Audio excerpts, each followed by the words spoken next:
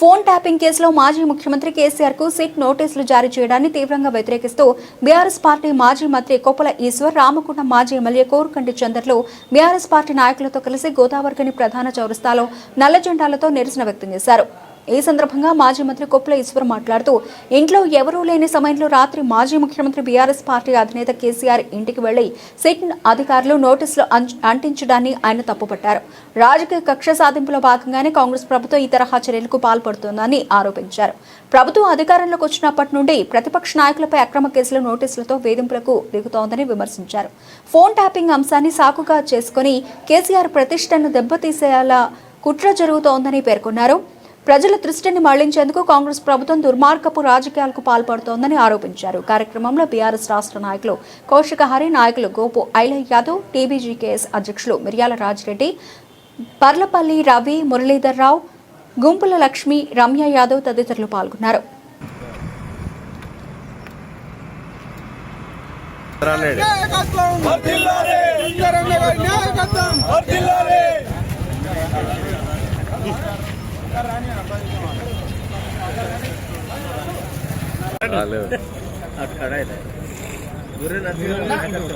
Down, down, Revanth Reddy.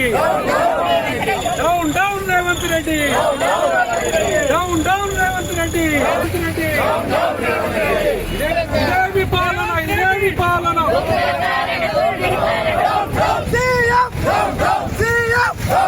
Idemi Palana, Idemi Palana. Hey, Telangana. Telangana. Telangana. Assist to Revanth Reddy.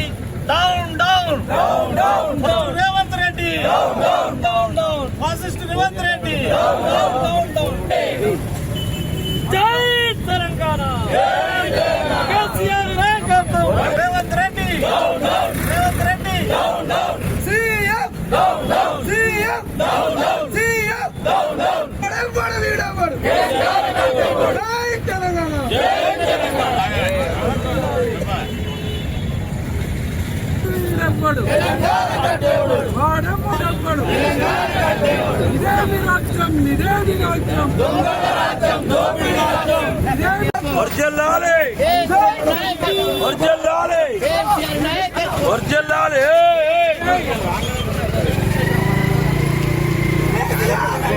Telangana రాష్ట్రంలో ముఖ్యమంత్రి రేవంత్ రెడ్డి విధానం చూస్తుంటే ఒక అరాచకమైన, అదేవిధంగా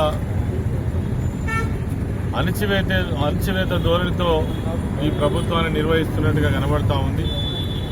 ప్రతిపక్షాలను టార్గెట్ చేసుకొని తెలంగాణ రాష్ట్రం సాధించినటువంటి కేసీఆర్ గారి పైన, బీఆర్ఎస్ పార్టీ పైన, నాయకుల పైన పని కట్టుకొని ఇచ్చిన వాగ్దానాలన్నీ పక్కకు పడేసి ప్రజలను మభ్యపెట్టడం కోసం డైవర్షన్ పాలిటిక్స్ చేస్తూ ఎప్పటికప్పుడు మరి ప్రజల దృష్టి మళ్లించడం కోసం చేస్తున్నటువంటి ప్రయత్నంలో భాగంగానే ఒక బూటకమైనటువంటి, ఒక అబద్దమైనటువంటి, ఇప్పటికే హైకోర్టు, సుప్రీంకోర్టు ఈ ఫోన్ ట్యాపింగ్ లో ఏమీ లేదని చెప్పినప్పటికీ కూడా తిరిగి కేటీఆర్ గారి మీద, హరీష్ రావు గారి మీద, తిరిగి కేసీఆర్ గారి మీద సిట్ నోటీసులు ఇచ్చి వేధించేటువంటి ప్రయత్నం చేయడం ఏదైతే ఉందో ఇదొక దుర్మార్గం.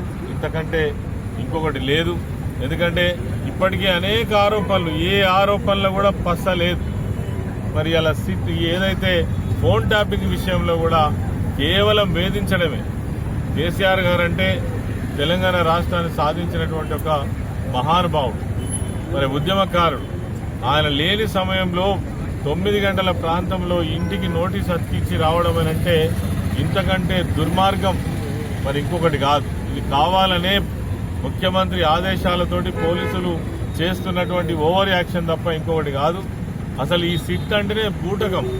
సిట్ వేసే అధికారమే లేదని ఒకవైపు న్యాయపరమైనటువంటి విషయాలు చెప్తున్నప్పటికీ కూడా కావాలని వేధిస్తా ఉన్నారు. దీన్ని ఇలా రాష్ట్రం అంతా కూడా బీఆర్ఎస్ పార్టీ పక్షాన నిరసన తెలియజేస్తా ఉన్నాం.